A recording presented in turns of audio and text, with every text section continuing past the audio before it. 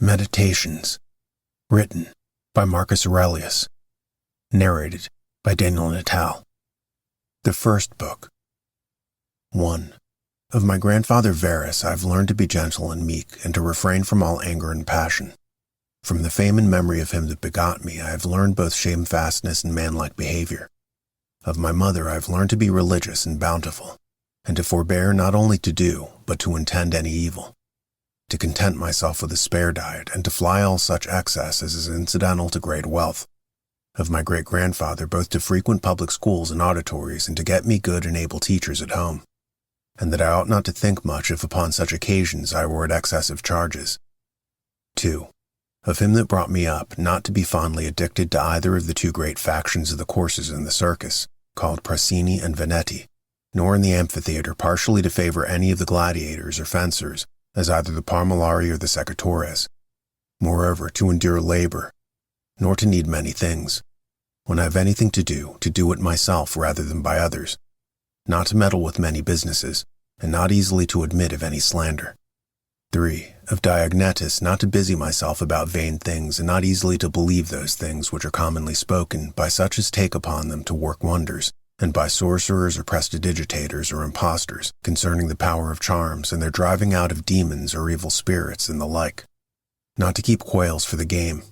nor to be mad after such things. Not to be offended with other men's liberty of speech, and to apply myself unto philosophy. Him also I must thank that I ever heard first Bacchius, then Tandasis and Marcianus, and that I did write dialogues in my youth, and that I took liking to the philosopher's little couch and skins, and other such things, which by the Grecian discipline are proper to those who profess philosophy. 4. To Rusticus I am beholding that I first entered into the conceit that my life wanted some redress and cure, and then that I did not fall into the ambition of ordinary sophists either to write tracts concerning common theorems, or to exhort men unto virtue in the study of philosophy by public orations. As also that I never by way of ostentation did affect to show myself an active able man for any kind of bodily exercises, and that I gave over the study of rhetoric and poetry, and of elegant neat language, that I did not use to walk about my house in my long robe, nor to do any such things. Moreover, I learned of him to write letters without any affectation or curiosity, such as that was which by him was written to my mother from Sinuessa, and to be easy and ready to be reconciled, and well pleased again with them that had offended me as soon as any of them would be content to seek unto me again. To read with diligence, not to rest satisfied with a light and superficial knowledge, nor quickly to assent to things commonly spoken of, whom also I must thank that ever I lighted upon Epictetus his Hypnomnemata, or moral commentaries and common factions, which also gave me of his own. 5. From Apollonius true liberty and unvariable steadfastness, and not to regard anything at all, though never so little, but right and reason, and always whether in the sharpest pains or after the loss of a child or in long diseases to be still the same man, who also was a present and visible example unto me that it was possible for the same man to be both vehement and remiss, a man not subject to be vexed and offended with the incapacity of his scholars and auditors in his lectures and expositions, and a true pattern of a man who of all his good gifts and faculties least esteemed in himself, that his excellent skill and ability to teach and persuade others the common theorems and maxims of the Stoic philosophy. Of him also I learned how to receive favors and kindnesses, as commonly they are accounted, from friends, so that I might not become obnoxious unto them, for them, nor more yielding upon occasion than in right I ought, and yet so that I should not pass them neither as an unsensible and unthankful man. 6. Of Sextus, mildness and a pattern of family governed with paternal affection, and a purpose to live according to nature, to be grave without affectation, to observe carefully the several dispositions of my friends, not to be offended with idiots, nor unseasonably to set upon those that are carried with the vulgar opinion, with the theorems and tenets of philosophers, his conversation being an example how a man might accommodate himself to all men and companies, so that though his company were sweeter and more pleasing than any flatterer's cogging and fawning, yet was it at the same time more respected and reverenced, who also had a proper happiness and faculty rationally and methodically to find out, and set in order all necessary determinations and instructions for a man's life, a man without ever the least appearance of anger or any other passion, able at the same time most exactly to observe the Stoic apatheia, or unpassionateness, and yet to be the most tender-hearted, ever of good credit, and yet almost without any noise or rumor, very learned and yet making little show. 7. from Alexander the grammarian to be unreprovable myself and not reproachful to reprehend any man for a barbarism or a solecism or any false pronunciation, but dexterously by way of answer or testimony or confirmation of the same matter, taking no notice of the word, to utter it as it should have been spoken, or by some other such close and indirect admonition, handsomely and civilly to tell him of it. 8. Of Fronto, to how much envy and fraud and hypocrisy the state of a tyrannous king is subject unto, and how they are who commonly called Evpatridae, i.e. nobly born, are in some sort incapable or void of natural affection. 9. Of Alexander the Platonic, not often nor with great necessity to say, or to write to any man in a letter, I am not at leisure, nor in this manner still to put off those duties which we owe to our friends and acquaintances, to every one in his kind, under pretense of urgent affairs. 10. Of Catullus, not to contemn my friend's expostulation, though unjust, but to strive to reduce him to his former disposition, freely and heartily to speak well of all my masters upon any occasion, as it is reported of Domitius and Athenodotus, and to love my children with true affection. 11. For my brother Severus to be kind and loving to all them of my house and family, by whom also I came to the knowledge of Tharsaea and Helvidius and Cato and Dio and Brutus. He it was also that put me in the first conceit and desire of an equal commonwealth administered by justice and equality, and of a kingdom wherein should be regarded nothing more than the good and welfare of the subjects.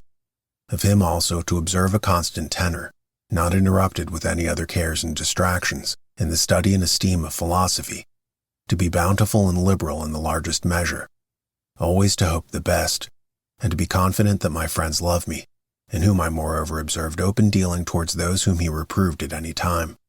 and that his friends might without all doubt or much observation know what he would or would not, so open and plain was he.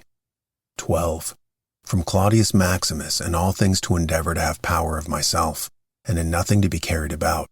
to be cheerful and courageous in all sudden chances and accidents as in sickness, to love mildness and moderation and gravity, and to do my business, whatsoever it be, thoroughly and without querulousness. Whatsoever he said, all men believed him that as he spake, so he thought, and whatsoever he did, that he did it with a good intent. His manner was never to wonder at anything, never to be in haste, and yet never slow, nor to be perplexed or dejected or at any time unseemly or excessively to laugh, nor to be angry or suspicious, but ever ready to do good and to forgive and to speak truth. And all this is one that seemed rather to himself to have been straight and right, than ever to have been rectified or redressed. Neither was there any man that ever thought himself undervalued by him, or that could find in his heart to think himself a better man than he. He would also be very pleasant and gracious. 13. In my father I observed his meekness, his constancy without wavering in those things which after a due examination and deliberation he had determined. How free from all vanity he carried himself in matter of honor and dignity, as they are esteemed. His laboriousness and assiduity, his readiness to hear any man that had aught to say tending to any common good, how generally and impartially he would give every man his due, his skill and knowledge, when rigor or extremity, or when remissness or moderation was in season, how he did abstain from all unchaste love of youths, his moderate condescending to other men's occasions as an ordinary man, neither absolutely requiring of his friends that they should wait upon him at his ordinary meals, nor that they should of necessity accompany him in his journeys, and that whensoever any business upon some necessary occasions was to be put off and omitted before it could be ended, he was ever found, when he went about it again, the same man that he was before. His accurate examination of things and consultations and patient hearing of others, he would not hastily give over the search of the matter as one easy to be satisfied with sudden notions and apprehensions. His care to preserve his friends, nor neither at any time he would carry himself towards them with disdainful neglect and grow weary of them, nor yet at any time to be madly fond of them. His contented mind in all things, his cheerful countenance, his care to foresee things afar off and to take order for the least without any noise or clamor. Moreover, how all acclamations and flattery were repressed by him. How carefully he observed all things necessary to the government and kept an account of the common expenses, and how patiently he did abide that he was reprehended by some for this strict and rigid kind of dealing. How he was neither a superstitious worshipper of the gods nor an ambitious pleaser of men or studious of popular applause, but sober in all things and everywhere observant of that which was fitting, nor affecter of novelties, in those things which conduced to his ease and convenience, plenty whereof his fortune did afford him, without pride and bragging, yet with all freedom and liberty, so that he did freely enjoy them without any anxiety or affectation when they were present, so when absent he found no want of them. Moreover, that he was never condemned by any man as either a learned acute man or an obsequious officious man, or a fine orator, but as a ripe mature man, a perfect sound man, one that could not endure to be flattered, able to govern both himself and others. Moreover, how much did he honor all true philosophers without upbraiding those that were not so? His sociableness, his graciousness, and delightful conversation, but never unto satiety. His care of his body within bounds and measure, not as one that desired to live long or over-studious of neatness and elegancy, and yet not as one that did not regard it, so that through his own care and providence he seldom needed any inward physic or outward applications, but especially how ingeniously he would yield to any that had obtained any peculiar faculty, as either eloquence or the knowledge of the laws, or of ancient customs or the like, and how he concurred with them in his best care and endeavor that every one of them might in his kind, for that wherein he excelled, be regarded and esteemed. And although he did all things carefully after the ancient customs of his forefathers, yet even of this he was not desirous that men should take notice that he did imitate ancient customs. Again, how he was not easily moved and tossed up and down, but loved to be constant, both in the same places and businesses, and how after his great fits of headache he would return fresh and vigorous to his wonted affairs. Again, that secrets he neither had many nor often, and such only as concerned public matters. His discretion and moderation in exhibiting of the public sights and shows for the pleasure and pastime of the people, in public buildings, conjuries, and the like. In all these things having a respect unto men only as men, and to the equity of things themselves, and not unto the glory that might follow. Never want to use the baths at unseasonable hours. No builder. Never curious or solicitous either about his meat or about the workmanship or color of his clothes, or about anything that belonged to external beauty. In all his conversation, far from all inhumanity, all boldness and incivility, all greediness and impetuosity, never doing anything with such earnestness and intention that a man could say of him that he did sweat about it, but contrariwise, all things distinctly as at leisure, without trouble, orderly, soundly, and agreeably. A man might have applied that to him which is recorded of Socrates, that he knew how to want and to enjoy those things in the want whereof most men show themselves weak, and in the fruition intemperate, but to hold out firm and constant, and to keep within the compass of true moderation and sobriety in either estate, is proper to a man who hath a perfect and invincible soul, such as he showed himself in the sickness of Maximus. 14. From the gods I received that I had good grandfathers and parents, a good sister, good masters, good domestics, loving kinsmen, almost all that I have, and that I never through haste and rashness transgressed against any of them, notwithstanding that my disposition was such that such a thing, if occasion had been, might very well have been committed by me, but that it was the mercy of the gods to prevent such a concurring of matters and occasions as might make me to incur this blame, that I was not long brought up by the concubine of my father, that I preserved the flower of my youth, that I took not upon me to be a man before my time, but rather put it off longer than I needed, that I lived under the government of my lord and father, who would take away from me all pride and vainglory and reduce me to that conceit and opinion that it was not impossible for a prince to live in the court without a troop of guards and followers, extraordinary apparel, such and such torches and statues, and other like particulars of state and magnificence, but that a man may reduce and contract himself almost to the state of a private man, and yet for all that not to become the more base and remiss in those public matters and affairs wherein power and authority is requisite, that I have had such a brother who by his own example might stir me up to think of myself, and by his respect and love delight and please me, that I have got ingenuous children, and that they were not born distorted, nor with any natural deformity, that I was no great proficient in the study of rhetoric and poetry and of other faculties which perchance I might have dwelt upon, if I had found myself to go on in them with success,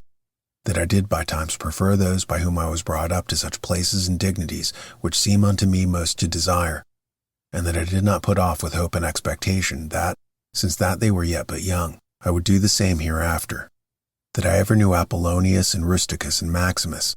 that I have had occasion often and effectually to consider and meditate with myself concerning that life which is according to nature, what the nature and manner of it is, so that as for the gods and such suggestions, helps and inspirations as might be expected from them, nothing did hinder, but that I might have begun long before to live according to nature, or that even now that I was not yet partaker and in present possession of that life, that I myself, and that I did not observe those inward motions and suggestions, yea, almost plain and apparent instructions and admonitions of the gods, was the only cause of it, that my body in such a life hath been able to hold out so long, that I never had to do with Benedicta and Theodotus, yea, and afterwards when I fell into some fits of love, I was soon cured, that having been often displeased with Rusticus, I never did him anything for which afterwards I had occasion to repent, that it being so that my mother was to die young, yet she lived with me all her latter years, that as often as I had a purpose to help and succor any that either were poor or fallen into some present necessity, I never was answered by my officers that there was not ready money enough to do it, and that I myself never had occasion to require the like succor from any other, that I have such a wife, so obedient, so loving, so ingenuous, that I had choice of fit and able men of whom I might commit the bringing up of my children,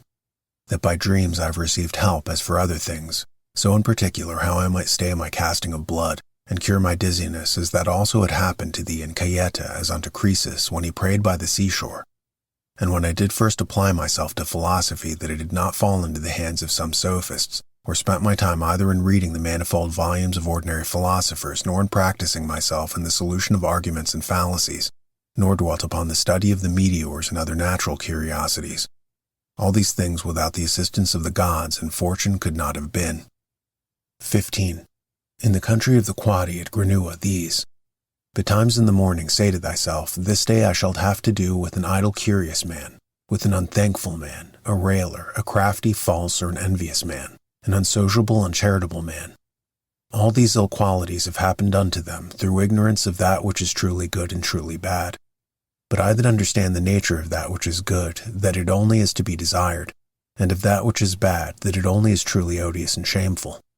who know moreover that this transgressor, whosoever he be, is my kinsman not by the same blood and seed, but by participation in the same reason, and of the same divine particle. How can I either be hurt by any of those, since it is not in their power to make me incur anything that is truly reproachful, or angry and ill-affected towards him, who by nature is so near unto me? For we are all born to be fellow workers, as the feet, the hands, and the eyelids, as the rows of the upper and under teeth. For such therefore to be in opposition is against nature. And what is it to chafe at and to be averse from, but to be in opposition? 16. Whatsoever I am is either flesh or life, or that which we commonly call the mistress and overruling part of man, reason. Away with thy books, suffer not thy mind any more to be distracted and carried to and fro, for it will not be. But is even now ready to die, think little of thy flesh, blood, bones, and a skin, a pretty piece of knit and twisted work consisting of nerves, veins, and arteries. Think no more of it than so. And as for thy life, consider what it is, a wind, not one constant wind neither, but every moment of an hour let out and sucked in again. The third is thy ruling part, and here consider, thou art an old man. Suffer not that excellent part to be brought in subjection and to become slavish. Suffer it not to be drawn up and down with unreasonable and unsociable lusts and motions, as it were with wires and nerves. Suffer it not any more, either to repine at anything now present, or to fear and fly anything to come, which the destiny hath appointed thee. 17. Whatsoever proceeds from the gods immediately, that any man will grant totally, depends from their divine providence. As for those things that are commonly said to happen by fortune, even those must be conceived to have dependence from nature, or from that first and general connection and concatenation of all those things, which more apparently by the divine providence are administered and brought to pass. All things flow from thence, and whatsoever it is that is both necessary and conducing to the whole, part of which thou art. And whatsoever it is that is requisite and necessary for the preservation of the general must of necessity for every particular nature be good and behooveful. And as for the whole, it is preserved, as by the perpetual mutation and conversion of the simple elements one into another, so also by the mutation and alteration of things mixed and compounded. Let these things suffice thee. Let them always be unto thee, as thy general rules and precepts. As for thy thirst after books, away with it with all speed, that thou die not murmuring and complaining, but truly meek and well satisfied, and from thy heart thankful unto the gods.